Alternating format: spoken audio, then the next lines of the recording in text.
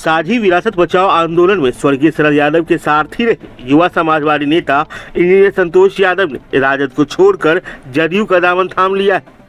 Engineer संतोष ने राजद को परिवारवाद की पार्टी बताते हुए समाजवाद का ढोंग रचने का भी आरोप लगाया। इस दौरान उन्होंने कहा कि आज राष्ट्रीय जनता दल अर्थतंत्र की मंडी हो गई है। वहां समाजवाद के नाम पर सिर्फ लोगों को ठगने का काम किया जा रहा है। उन्होंने कहा कि मुख्यमंत्री नीतीश कुमार के नेतृत्व में बिहार लगातार विकास की ओर अग्रसर है। आज के समय में असल समाजवादी नेता नीतीश कुमार जी हैं और उनके सामाजिक विचारधारा से प्रेरित होकर हमने जदयू के साथ चलने का मन बनाया है। उन्होंने कहा कि लोकसभा चुनाव 2024 में हम सभी मिलकर एनडीए को मजबूत करेंगे और बिहार से 40 की 40 सीट जीतकर बिहार में नीतीश कुमार और केंद्र में नरेंद्र मोदी के हाथों को मजबूत करेंगे। सुनिए क्या कुछ कह रहे हैं इंजीनियर संतोष। देखिए, शरद यादव का जो विचार था वो लोकनायक जयप्रकाश नारायण, डॉक्टर राम मनोहर लोहिया और कर्पूरी ठाकुर के विचारों को वो जीते थे और जो राष्ट्रीय जनता दल है वो पूरी विचारधारा उनकी लोकनायक जयप्रकाश नारायण, डॉक्टर राम मनोहर लोहिया, जननायक कर्पूरी ठाकुर के उलट है। वहाँ सिर्फ संतति और संपत्ति का मामला है और डॉक्टर लोहिया कहते थे कि लोकतंत्र में जब संतति और संपत्ति का बोलबाला हो जाएगा तो लोकतंत्र अपने मायने खो देगा। इसलिए आज वो एक मंडी हो चुका है राष्ट्रीय जनता दल, जहाँ सिर्फ वंशवाद और पैसे का बोलबाला है। और ऐसे समय में जो जनता दल यूनाइटेड है, नीतीश जी का जो नेतृत्व है, विजेंद्र बाबू का जो नेतृत्व है, कोसी के इलाके में और समाजवादी नेता हैं, उनके प्रति हम लोगों की गहरी आस्था है।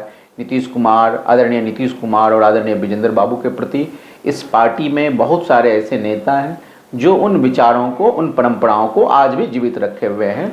लोकनायक जयप्रकाश नारायण, जननायक कर्पूरी ठाकुर और महान समाजवादी चिंतक डॉक्टर राम मनोहर लोहिया के विचारों को और बाबा साहब भीमराव अम्बेडकर के विचारों को आगे बढ़ा रहे हैं। मैं मानता हूं जनता दल यूनाइटेड आज एक ऐसी वैचारिक पार्टी है, समाजवादी आंदोलन की एक ऐसी धारा है जो समाज के सबसे कमजोर, गरीब, पिछड़ा, दलित, खेती, पानी, बिजली, सड़क, पगडंडी और हाशिए के सवाल को एड्रेस कर रही है।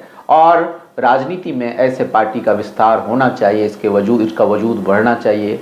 जन जन में इनके विचारों को फैलाने की जरूरत है। आपने कहा कि आरजेडी मंडी हो गई है, लेकिन आरजेडी के नेता तेजस्वी यादव के द्वारा भी ये आरोप लगाया जाता है कि एनडीए भी परिवारवाद है और जब उनके सवाल होते हैं तो एनडीए के कोई नेता नहीं बोलते हैं।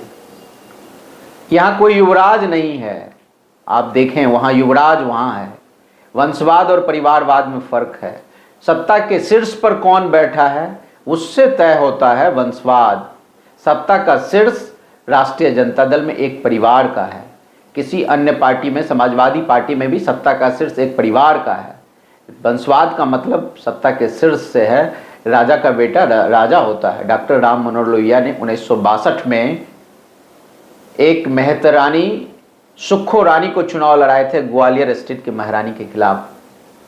समाजवादी आंदोलन का सपना था, सुक्खो रानी का संघर्ष हुआ था। मेहतरानी बनाम महारानी का इस देश में बहुत चर्चित हुआ था और डॉक्टर लोहिया खुद फुलपुर से जवाहरलाल नेहरू के खिलाफ लड़ रहे थे। डॉक्टर लोहिया ने माना कि मुझसे ज़्यादा अहम चुनाव है सुक्खो रानी का, क्योंकि इस जनतंत्र में पहाड़ से टकराना जरूरी होता है। बड़े बड़े राजा रजवाड़ा जब इस देश में ख़त्म हुए तो लोकशाही आया और आज फिर एक नए तरह का राजा रजवाड़ा, गरीब पिछड़े के नाम पर एक नए तरह का राजा रजवाड़ा का निर्माण हो रहा है।